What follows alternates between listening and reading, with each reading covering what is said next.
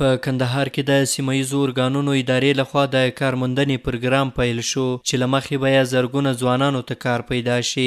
د سیمه ییزو ارګانونو خپلواکي ادارې رئیس شمیم خان کټوازي د دغه پروګرام د پرانیستې په مراسمو کې وویل د دې پروګرام له لارې به شاوخوا 10,000 ځوانان په دندو وګمارل شي. د دې پروګرام په اساس باندې 10,000 نفرو کندهاري ځوانانو ته د راغلي کار پیدا کړو. بنان 10,000 کسانو چې کار پیدا شو 10,000 کورنیو ته ډوډۍ پیدا شوه او په هر کور کې لږ تر لږه 10 نفره موږ لرو نو 100,000 نفره به د همدغه یو پروګرام له برکته ستاسې زده شو هغه به د ډوډۍ څښتنان چې کور کې به ډوډۍ ورته موجوده وي.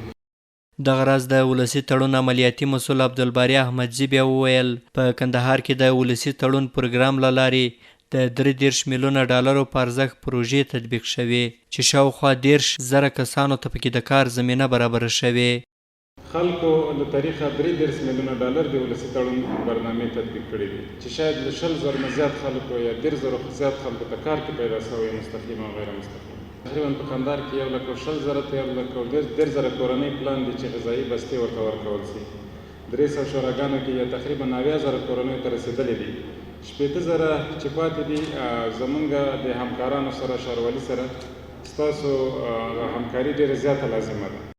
په کندهار کې د کارموندنې پروګرام په داسې مهال پیلیږي چې ښار ته له ډیری ولسوالیو څخه زرګونه ځوانان راغلي او ډیری یې وزګار دي.